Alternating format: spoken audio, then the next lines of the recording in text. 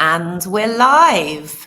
Welcome everybody to this week's LinkedIn Live by Gain Advisors. This week we've got two very special guests from I Reckon You. Welcome Rick, welcome Sophia. Thank you so much for being on. Thanks for having us. Hi there.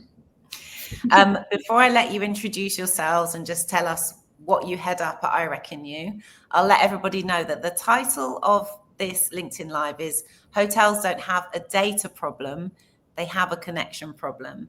And I think that this is a really hot topic in our industry right now because we've got so much data and we've got the AI tools that can actually finally process and implement and use that data, but we still have this kind of missing link. So Rick, would you, before we dive into this juicy topic, would you introduce yourself and just let us know what you head up at I Reckon You? Yeah, thank you. I'm head of data within I Reckon You. I'm managing a data team where we are building BI reports, we are building machine learning models, and basically ensuring that hotels can make better decisions with their own data. Fantastic. And Sophia, how about you? I'm Sophia. I'm the sales manager for the North American region here at I Reckon You.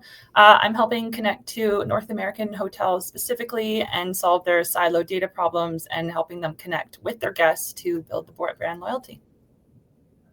Love it. And honestly, what you guys are doing is very interesting and very forward thinking. So I always try and ask people like, this sounds great.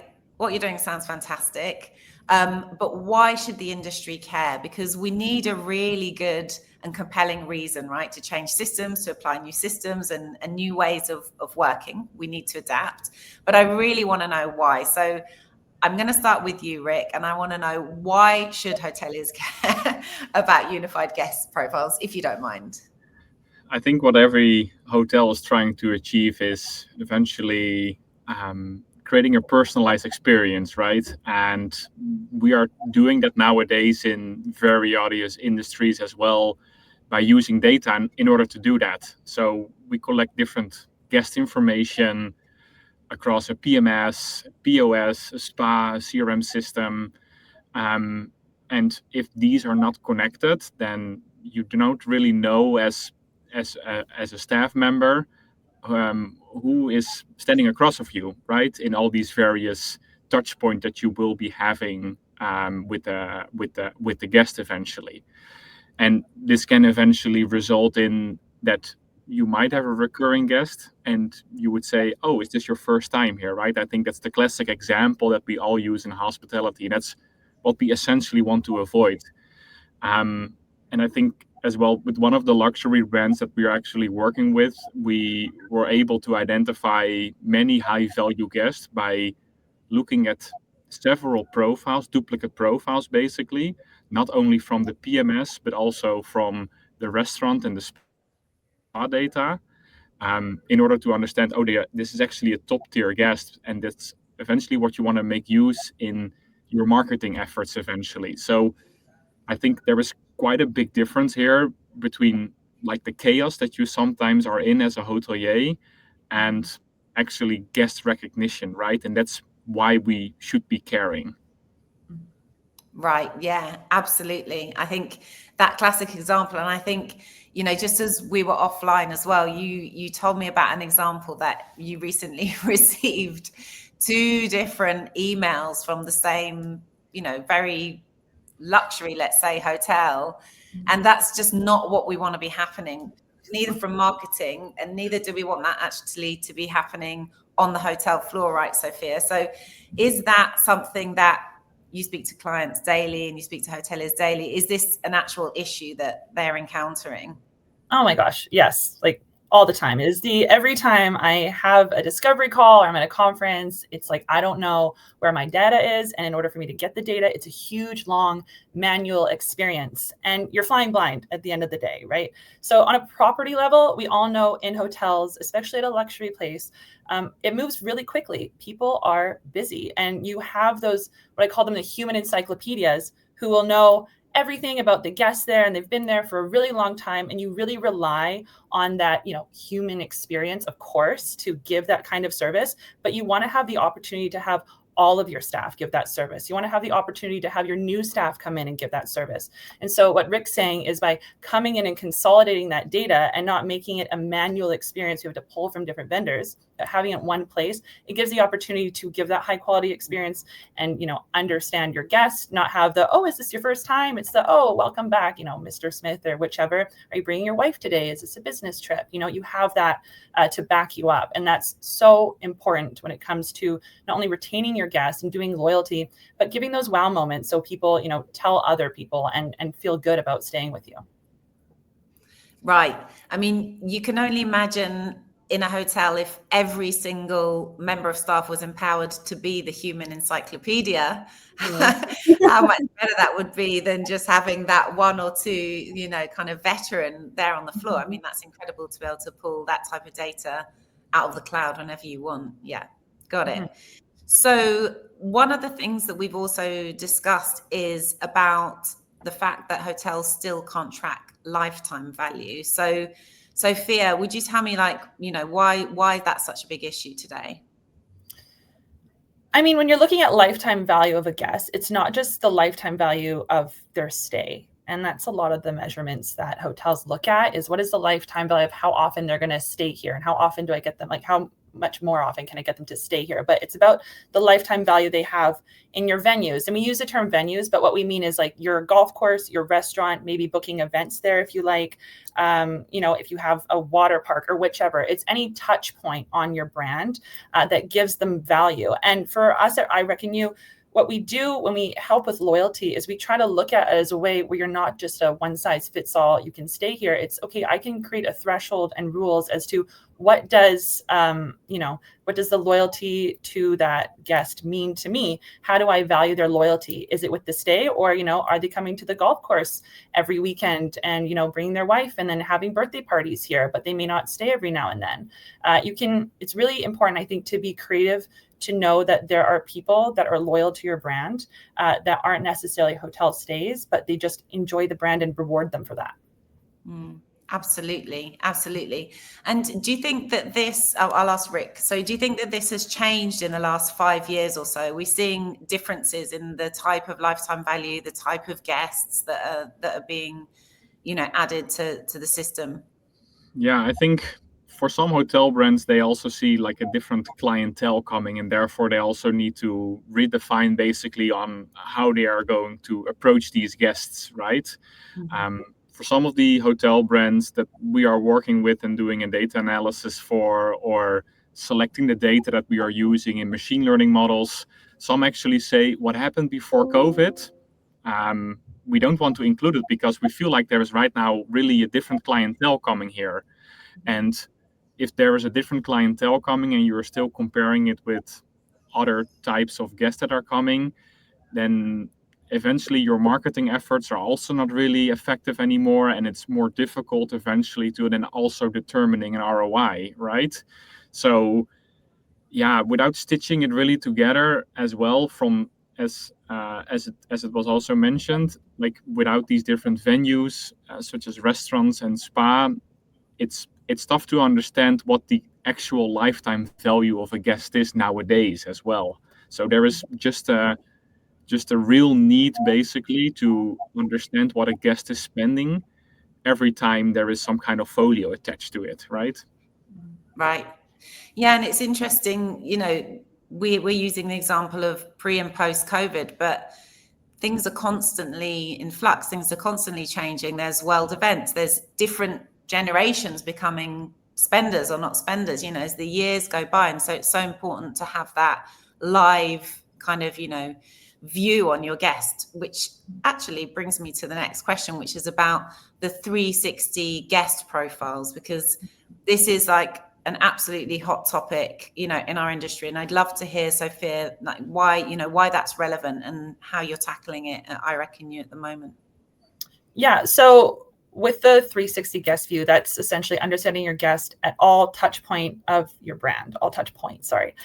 So when we're integrating into the systems, we're integrating that data all the data coming from your systems are being centralized into a single guest profile. So you can see their spending patterns across your brand, like I mentioned, golf course, restaurant, spa, but you can also see what's happening with their preferences and with your F&B. So 7 Rooms, for instance, we integrate with. Do they have an allergy now? Okay, that's on their profile. That profile is being updated to the PMS. And now we know at the hotel level, that person has an allergy.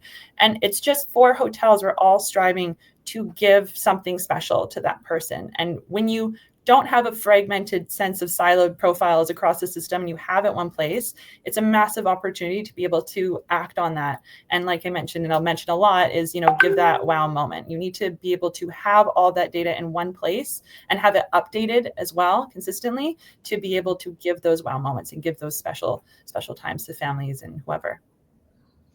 Yeah, because, wow moments, as we were, again, speaking about offline, tend to be the ones that people write positive reviews about, right? Yeah, for sure. I mean, yeah, we talked about this earlier, but to speak frankly, it doesn't take a massive bad situation. It just maybe tastes like, I don't know, my margarita was too sour for somebody to leave a bad review. It takes a small situation for a bad review, but it usually takes a really special situation for people to feel the need to leave a good review, right? People need to feel like, wow, I'm so happy with this service. Like, I want to talk about it with my friends. I'm going to leave it online. And in order to do that, you have to be able to deliver that consistently. So when you have a profile that integrates to all the touch points of your brand that can update the information on that person, you have opportunities to give that wow moment consistently and then, increase those good reviews online. That's right. And I think that is also, a really important link to this conversation, which is like, why this personalization, why this guest data, why we need to know this. Well, it supports your hotel's revenues at the end of the day because it creates good experiences, good reviews, and loyal guests. And it's a competitive landscape out there. We need to be keeping up. So in terms of loyalty, because, we're speaking again, it's a hot topic in our industry, loyalty, how do we maintain it? How do we retain it? But we know that not all brands, not all hotels are ready to launch a full on kind of crazy loyalty program. Some are, and they do it very well. But Rick, could you just speak on that a little bit? How can you still build loyalty if you're not ready to pour time and resources into a huge push? Yeah, loyalty is, of course, quite a heavy word probably in the hospitality, because indeed with all the experiences that everyone has with different loyalty programs and all sorts of other industries. But it starts already quite small with recognizing the guest, basically. It goes from preferences indeed to allergies, and follow up as well if you actually had a good stay, right? And by having, for example, duplicate profiles already, that's creating such a hurdle to understand if this is indeed the same guest across of you. So before you are even implementing loyalty, you first need to really clean up your data here. And the first step in getting proper loyalty is recognizing the guest and indeed understanding that you are pulling data in from a restaurant system and from your PMS. You need to be able to stitch it together. Otherwise, all these fragments, it's hard to compile actual loyalty because you are always looking at a part of the spend and therefore also a part that you might be earning, for example, in terms of loyalty. So you can already start really with understanding understanding who the guest is, right? By if you know what they eventually did within the within the property, to already send a personalized post day, let's say, and you take one of these data points that the guest actually used into account by saying, oh, we really hope you enjoyed the wine tasting because you've seen on the 7 Rooms or Book for Time or Open Table folio that somebody actually did the wine tasting package.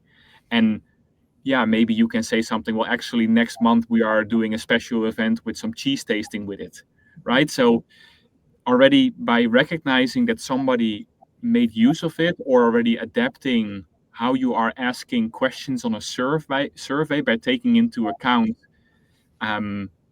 what the guests eventually used, and it's all part of recognition. It's not even loyalty, right? And I think that's ultimately what definitely every hotel chain from small boutique to larger operating globally really want to eventually achieve. So it's really a life cycle that you need to take into account, and not necessarily one transaction or one touch point.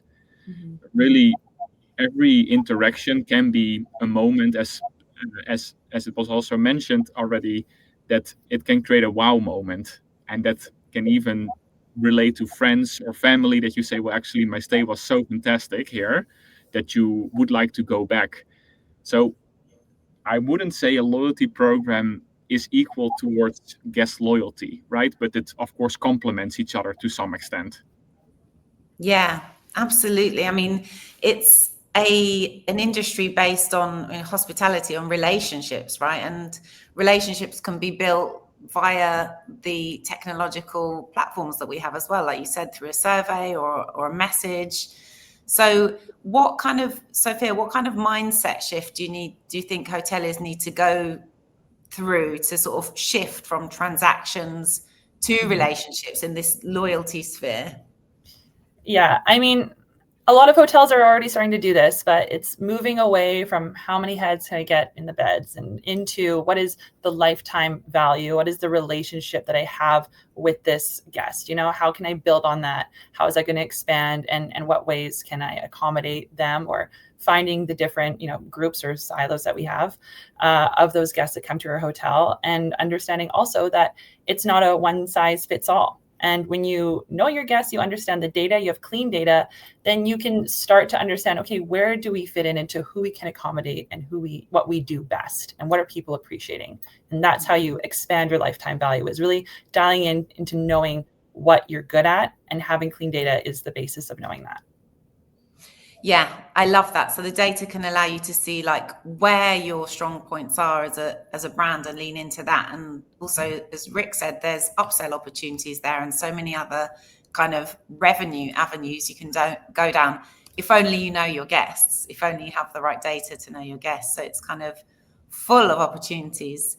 That's fantastic. So we're going to start to wrap up. And before I ask you the final question, I was wondering if there's anything that we haven't covered already that you would like to speak on in terms of product development, or what things you're seeing in the industry at the moment. You go. Yeah, I go first. Maybe I was a little bit too eager. I think right now the segmentation part of things is really a hot topic, right? So really, indeed, once you curated basically this timeline of a guest, and really able to say with confidence, I only have one guest profile of Sophia or Rick, for example. If you really understand that, then you don't have just two profiles, right, with a timeline, but maybe 100,000, 200,000, or even going up to 10 million. And by understanding then, was there a certain group of guests that made use of this piece of product during this moment in time, and eventually they responded to my marketing email like this? This is my target group for this particular marketing effort that I'm doing. So it really all starts with like the segmentation part of things, and being able as well to select on all these different interaction types that you have. And by knowing the interaction type, you can build this relationship. So I really would say that hoteliers should be able to start with, are they able to segment the guests on what they actually want, basically? Can you select a group of guests based on a couple selection criteria? If you are doing that, then I think you are building up towards success with the different strategies that you want to put in place for guest recognition before you're even doing loyalty. And just to build on top of that, watching your guests move from one segment to another. Like, people always change. An example I always use is, you might have family vacations, the kids get old, now they want more of a retirement experience. So being able to track them as they move from segment to segment is something that's so important, because as you get older, needs change, life happens, you want something different. Absolutely. Yeah. Like we said, I mean, pre-post-COVID, generations getting older, like you say, couple to family to empty nesters, like everybody has a different need at a different point in their life. So that's amazing. And I think we're at a very lucky time in the industry, because before we had AI and the tools that we've got now at our fingertips, this was just like unthinkable. There was just way too much data. And now we've finally got the tools to be able to pull that in and make these, you know, like you say, this huge segmentation that depends on lots of different data points, and really use that to improve the guest experience and improve business at the end of the day. So that's fantastic. I'm going to ask each of you to just give me 3 things that you think any hotelier could do right now to strengthen loyalty through data. Rick, since you're first on my screen, go ahead.